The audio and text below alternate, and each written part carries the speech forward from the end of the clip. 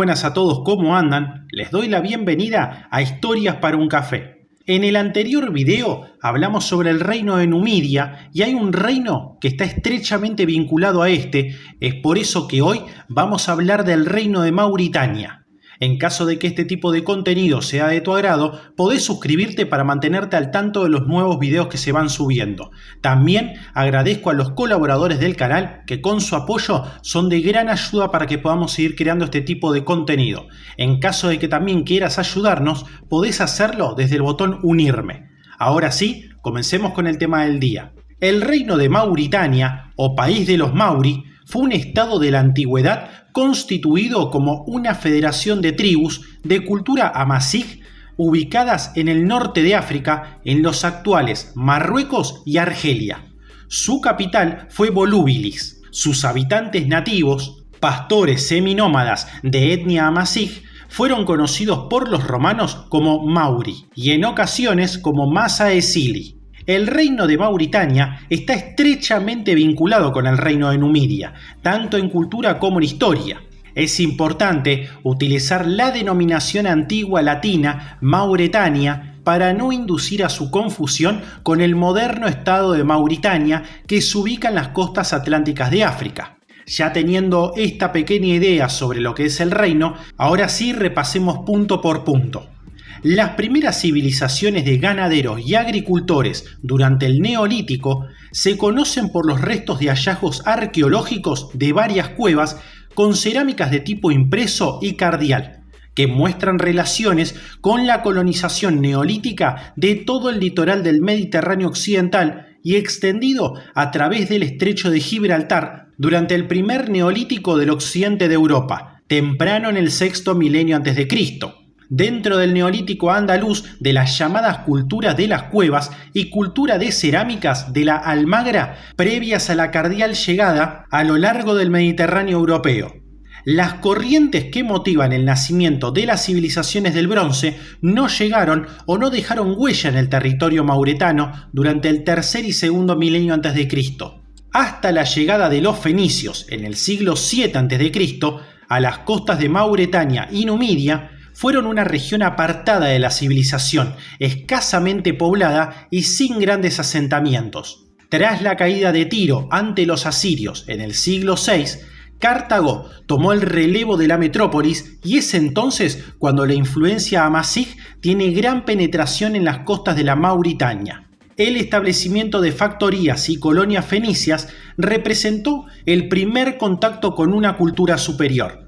A través de la acción fenicia penetran por el litoral la vida urbana, el uso del hierro, se conoce la moneda, se introduce la vid y probablemente el olivo. Cartago, desde su fundación, tuvo una inmensa relación con las tierras del norte de África, obligada a pagar a los pueblos libios sobre cuyos territorios se había asentado. En el siglo V a.C.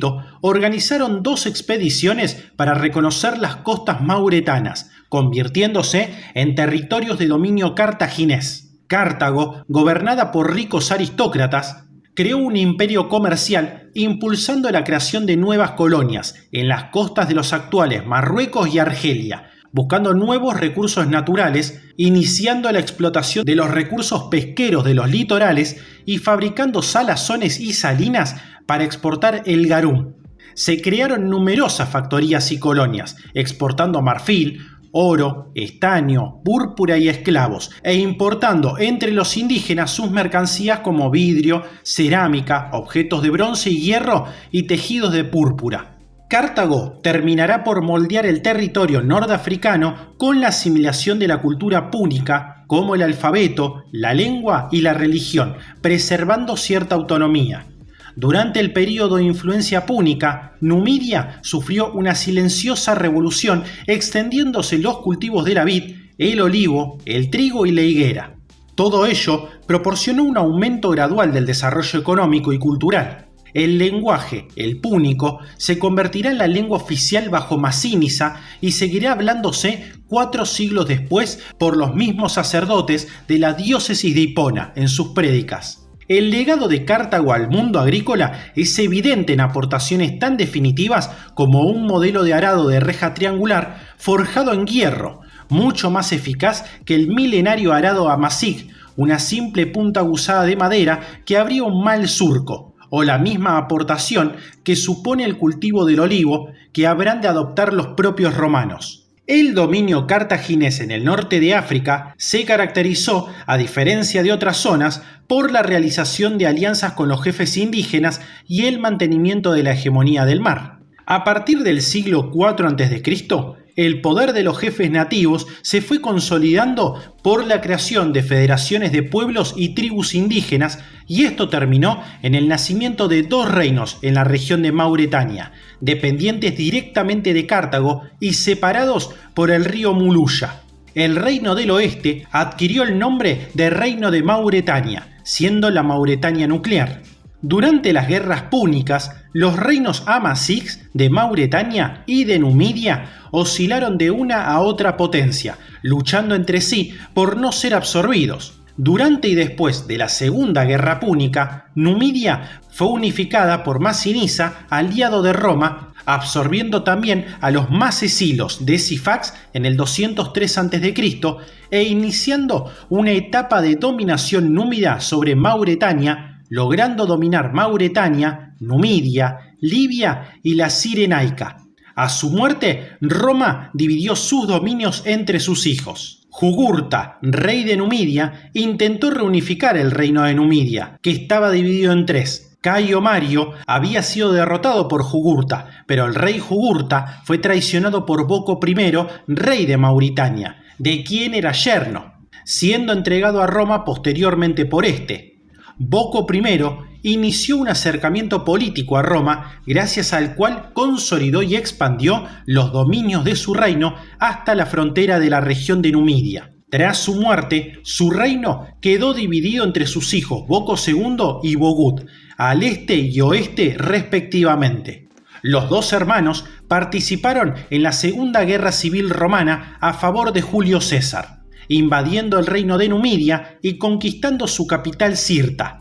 Tras la guerra, Boco II amplió su reino y Numidia se integró como provincia romana.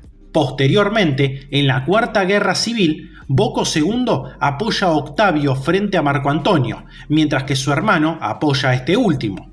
Tras la victoria octaviana, Boco II reunifica de nuevo Mauretania. Tras su muerte sin herederos, el reino pasó a ser controlado directamente por Roma, creándose gran cantidad de colonias de veteranos.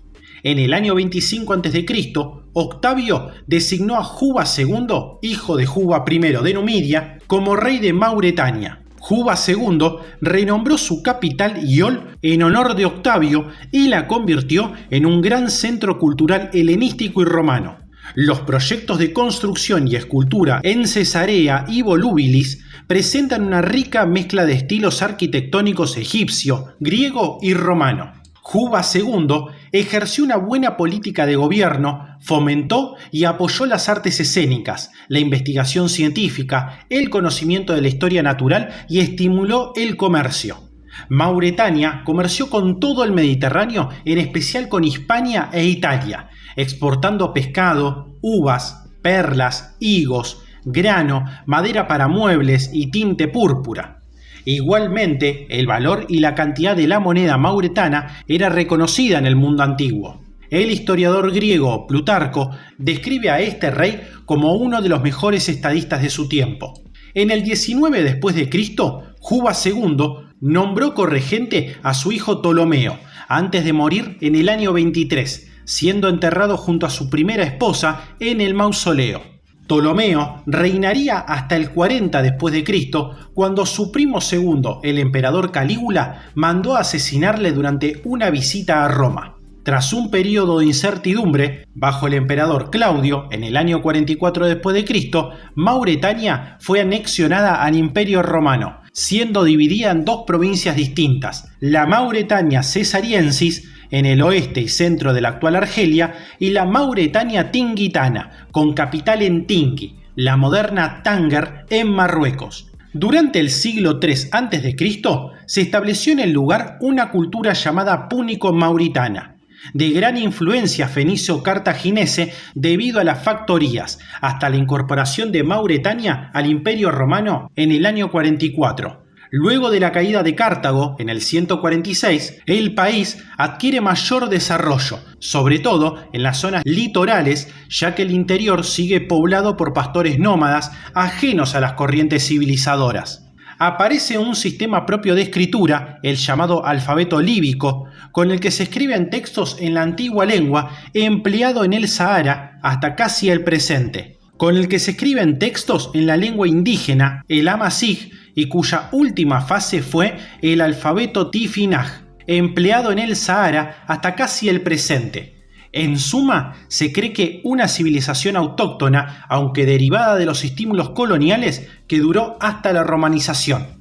Así, llegamos al final de este video que espero haya sido útil para conocer más acerca de este antiguo reino. De ser así, te agradecería que puedas dejar un pulgar arriba y te suscribas, que ayuda a que el canal siga creciendo. Esto ha sido Historias para un Café y nos veremos pronto. Hasta luego.